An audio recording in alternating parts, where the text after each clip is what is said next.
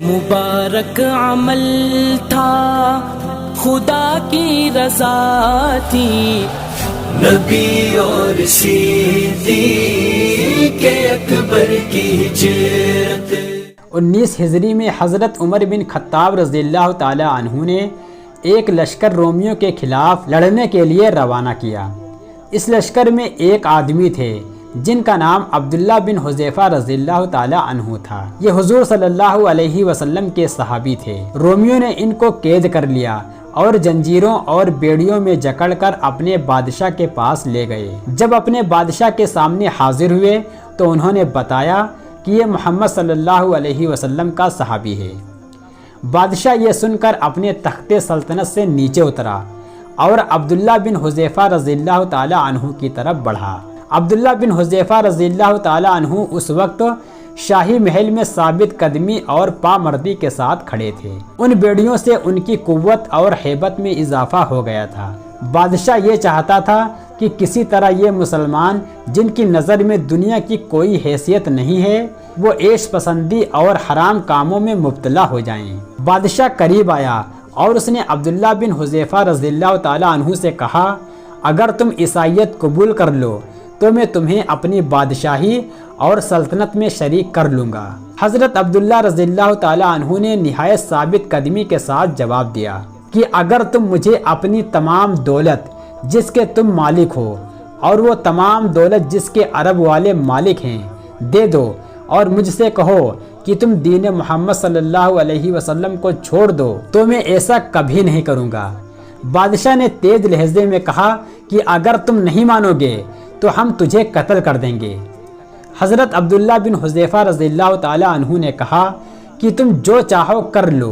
बादशाह ने हुक्म दिया कि इसको सूली पर लटका दो। तीर अंदाजों को कहा कि तुम उसके हाथ और पाँव के करीब होकर तीर बरसाओ। चुनांचे तीर अंदाजों ने अब्दुल्ला बिन हुज़ैफ़ा रज़ियल्लाहु ताला अन्हु पर तीरों की बारिश बरसा दी और दूसरी तरफ बादशाह उन्हें ईसाईयत कबूल करने को कह रहा था, लेकिन उनकी सजा से उनके ईमान में इजाफा ही हुआ। फिर बादशाह ने हुक्म दिया कि उन्हें नीचे उतार दो। चुनांचे नीचे उतारा गया। फिर बादशाह ने एक डेग मंगवाई और उसमें रोगने जैतून डाला। जब वो खूब गर्म होकर तपने लगा तो उसने 2 मुसलमान कैदियों को बुलवाया। बादशाह ने हुक्म दिया कि एक मुसलमान को इस डेग में डाल दो। चुनांचे एक मुसलमान को उस डेग में डाल दिया गया और वो मुसलमान उस डेग में तड़पता रहा हत्ता कि उसका गोश्त गल गया और हड्डियां नजर आने लगी। बादशाह उसके साथ साथ अब्दुल्ला बिन हुज़ैफ़ा रज़ियल्लाहु ताला अन्हु को ईसाईयत पेश करता रहा, मगर उनका इनकार पहले से भी ज्यादा हो गया। फिर बादशाह ने उनको भी उस डेग में डालने का हुक्म दिया। जब लश्करी उनको लेकर जाने लगे तो हज़रत अब्दुल्ला रज़ियल्लाहु ताला अन्हु रोने लगे और आंसू रवां हो गए। किसी ने बादशाह से जाकर कहा, वो तो रो रहे हैं। बादशाह ने कहा, वो घबरा गए हैं और डर गए हैं। बादशाह ने हंसते हुए कहा, उसको वापस ले आओ। जब वापस लाए गए तो बादशाह ने उनको ईसाईयत पेश की, मगर उन्होंने इनकार कर दिया। बादशाह ने हैरानी से पूछा, फिर तुम रोए क्यों थे?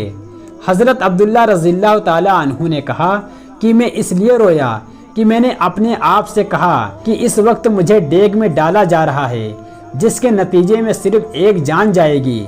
मेरी ख्वाहिश हुई कि काश मेरे जिस्म के हर बाल की तादाद के बराबर जानें होती जो अल्लाह की राह में कुर्बान की जाती। बादशाह ने हैरत से अपना सर हिलाया कि ये आदमी तो मौत को मामूली चीज ख्याल करता है। उसके बाद बादशाह आगे बढ़ा और ये पेशकश की, अगर तुम मेरे सर का बोसा दे दो तो मैं तुम्हें रिहा कर दूंगा। हज़रत अब्दुल्ला रज़ियल्लाहु ताला अन्हु ने खुश होकर कहा कि नहीं, सिर्फ मुझे ही नहीं बल्कि तमाम मुसलमान कैदियों को रिहा करोगे। बादशाह ने कहा, ठीक है, तमाम मुसलमान कैदियों को छोड़ दूंगा। हज़रत अब्दुल्ला रज़ियल्लाहु ताला अन्हु कहते हैं कि मैंने अपने दिल में कहा कि अगर अल्लाह के इस दुश्मन के सर को बोसा दे दूंगा और सारे मुसलमान कैदी रिहा हो जाएं तो कोई हर्ज नहीं। चुनांचे हज़रत अब्दुल्ला बिन हुज़ैफ़ा रज़ियल्लाहु ताला अन्हु आगे बढ़े और उसके सर का बोसा दिया। बादशाह ने वादे के मुताबिक मुसलमान कैदी हज़रत अब्दुल्ला रज़ियल्लाहु ताला अन्हु के हवाले कर दिया। हज़रत अब्दुल्ला रज़ियल्लाहु ताला अन्हु उनको लेकर حضرت عمر بن خطاب رضی اللہ تعالیٰ عنہ کے پاس لے کر پہنچے اور سارا واقعہ سنایا تو حضرت عمر رضی اللہ تعالیٰ عنہ کا چہرہ خوشی سے چمکنے لگا اور سینہ مبارک کھل گیا اور پکار کر فرمایا، ہر مسلمان پر یہ لازم ہے کہ وہ عبداللہ بن حذیفہ رضی اللہ تعالیٰ عنہ کے سر کو بوسہ دے، اور آغاز میں خود کرتا ہوں۔ چنانچہ حضرت عمر رضی اللہ تعالیٰ عنہ اٹھے، تھوڑے سے جھکے اور عبداللہ بن حذیفہ رضی اللہ تعالیٰ عنہ کے سر کو بوسہ دیا۔ ایک دفعہ ایک آدمی امیر المومنین حضرت عمر بن خطاب رضی اللہ تعالیٰ عنہ کے سامنے کھڑا ہو گیا اور غصے سے کہنے لگا، اے امیر المومنین، اللہ کا خوف کھائیں۔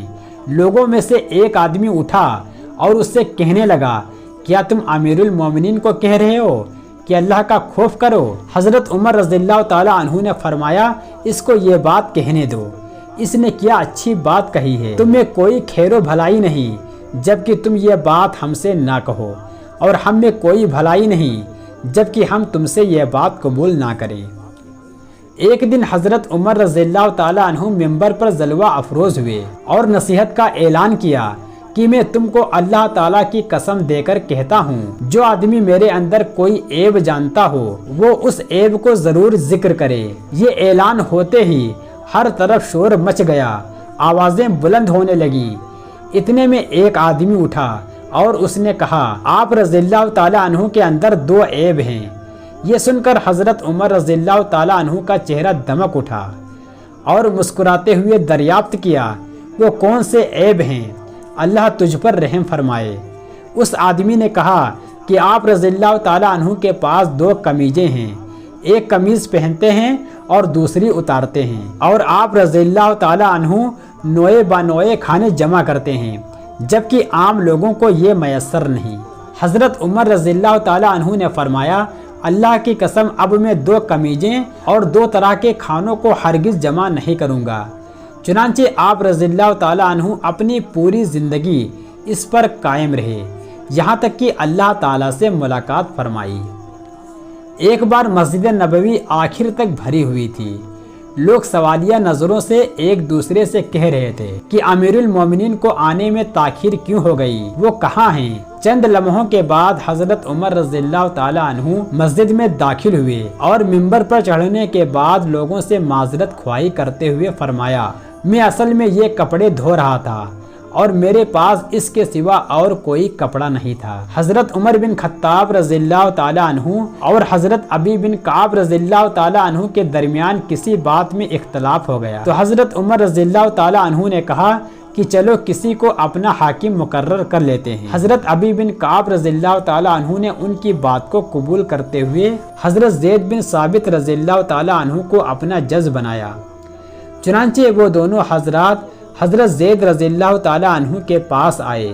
حضرت عمر رضی اللہ تعالیٰ عنہ نے فرمایا کہ ہم آپ کے پاس اپنا ایک فیصلہ کروانے آئے ہیں۔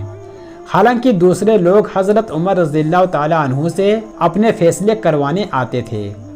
جب وہ دونوں ان کے پاس حاضر ہوئے تو حضرت زید رضی اللہ تعالیٰ عنہ نے امیر المومنین کے لیے اپنا فراش کسادہ کیا اور ہاتھ کے اشارے سے کہا کہ اے امیر المومنین یہاں تشریف رکھیں۔ حضرت عمر رضی اللہ تعالیٰ عنہ کا چہرہ بدل گیا اور فرمایا کہ تم نے اپنے فیصلے میں پہلا ظلم کیا ہے، میں اپنے فریق مخالف کے ساتھ ہی بیٹھوں گا۔ چنانچہ حضرت عمر رضی اللہ تعالیٰ عنہ اور حضرت ابی بن کعب رضی اللہ تعالیٰ عنہ حضرت زید بن ثابت رضی اللہ تعالیٰ عنہ کے سامنے بیٹھ گئے۔ حضرت ابی رضی اللہ تعالیٰ عنہ نے کسی بات کا دعویٰ کیا اور حضرت عمر رضی اللہ تعالیٰ عنہ نے اس کا انکار کیا تو حضرت زید رضی اللہ تعالیٰ عنہ پر امید ہو کر حضرت ابی رضی اللہ تعالیٰ عنہ سے کہا کہ آپ امیر المومنین کو قسم سے بری کر دیں اور میں ان کے سوا اور کسی کے لیے اس کی درخواست نہیں کرتا ہوں۔ حضرت عمر رضی اللہ تعالیٰ عنہ نے زید بن ثابت رضی اللہ تعالیٰ عنہ اور ابی بن کعب رضی اللہ تعالیٰ عنہ پر سبقت لے جاتے ہوئے فوراً قسم کھائی، پھر دوبارہ قسم کھائی۔ حضرت زید رضی اللہ تعالیٰ عنہ کو اس فیصلے کا ادراک نہیں ہو پا رہا تھا کہ ان کے نزدیک حضرت عمر رضی اللہ تعالیٰ عنہ اور عام مسلمان آدمی برابر ہو گیا۔ ایک دن حضرت عمر رضی اللہ تعالیٰ عنہ نے ایک آدمی کو اپنی مجلس میں موجود نہ پایا، حالانکہ وہ ایک عرصے سے آپ رضی اللہ تعالیٰ عنہ کی مجلس میں آتا رہا۔ حضرت عمر رضی اللہ تعالیٰ عنہ کو اندیشہ ہوا کہ کہیں وہ کسی مصیبت سے دوچار تو نہیں ہو گیا ہے۔ چنانچہ آپ نے حضرت عبد الرحمن بن عوف رضی اللہ تعالیٰ عنہ سے فرمایا کہ فلاں کے گھر چلتے ہیں، دیکھتے ہیں آخر وہ کہاں رہ گیا۔ دونوں حضرات اس آدمی کے گھر پہنچے، گھر کا دروازہ کھلا پایا اور وہ بھی بیٹھا ہے اور اس کی بیوی اس کے لیے برتن میں شراب ڈال رہی ہے۔ حضرت عمر رضی اللہ تعالیٰ عنہ نے حضرت عبد الرحمن بن عوف رضی اللہ تعالیٰ عنہ سے آہستہ آواز میں کہا کہ یہی وہ کام ہے جس نے اس کو ہم سے غافل کیا۔ ابن عوف رضی اللہ تعالیٰ عنہ نے کہا کہ آپ کو کیا پتا کہ برتن میں کیا ہے؟ حضرت عمر رضی اللہ تعالیٰ عنہ نے ان کے وہم کو دور کرتے ہوئے فرمایا کہ کیا تمہیں اس بات کا ڈر ہے کہ کہیں یہ تجس ہے؟ ابن عوف رضی اللہ تعالیٰ عنہ نے تاکید کے ساتھ کہا کہ یہ تجس تو ہی ہے۔ حضرت عمر رضی اللہ تعالیٰ عنہ نے کہا کہ پھر اس سے توبہ کی کیا صورت ہے؟ ابن عوف رضی اللہ تعالیٰ عنہ نے کہا کہ جس چیز سے تم مطلع ہوئے ہو اس سے بے خبر ہو جاؤ اور تمہارے دل میں خیر کے سوا کچھ نہ ہو۔ اس کے بعد وہ دونوں حضرات جہاں سے آئے تھے وہاں واپس چلے گئے۔ ایک دفعہ حضرت عمر رضی اللہ تعالیٰ عنہ رات کے وقت مدینہ کی گھاٹیوں میں مضبوط قدم اٹھاتے ہوئے جا رہے تھے تو آپ رضی اللہ تعالیٰ عنہ نے ایک گھر سے کسی آدمی کی آواز سنی جو بیہودہ الفاظ کے ساتھ گانا گا رہا تھا۔ حضرت عمر رضی اللہ تعالیٰ عنہ نے فوراً اس کے گھر کی دیوار پھاندی اور اس سے فرمایا، اے اللہ کے دشمن، تیرا کیا خیال ہے؟ کیا تیرا گانا اللہ تعالیٰ سے چھپ سکتا ہے؟ اس آدمی نے کہا، اے امیر المومنین، جلدی نہ کیجیے، اگر میں نے اللہ تعالیٰ کی ایک نافرمانی کی ہے تو آپ نے اللہ تعالیٰ کی 3 نافرمانیاں کی ہیں۔ ایک تو آپ نے ٹوہ لگایا جبکہ اللہ تعالیٰ کا ارشاد ہے ٹوہ مت لگاؤ۔ دوسرا، آپ دیوار پھاند کے آئے جبکہ اللہ تعالیٰ نے فرمایا ہے گھروں میں ان کے دروازوں سے آؤ۔ اور تیسری نافرمانی یہ کی ہے کہ آپ رضی اللہ تعالیٰ عنہ بلا اجازت اندر داخل ہوئے، حالانکہ اللہ تعالیٰ فرماتا ہے کسی کے گھر طلب اجازت کے بغیر داخل نہ ہو اور ان کو سلام کرو۔ حضرت عمر رضی اللہ تعالیٰ عنہ نے فرمایا کہ کیا میرے ساتھ نیکی کرو گے اگر تم مجھے معاف کر دو؟ اس آدمی نے کہا ہاں۔ اس نے آپ رضی اللہ تعالیٰ عنہ کو معاف کیا۔ آپ رضی اللہ تعالیٰ عنہ وہاں سے نکلے اور اس آدمی کو چھوڑ دیا۔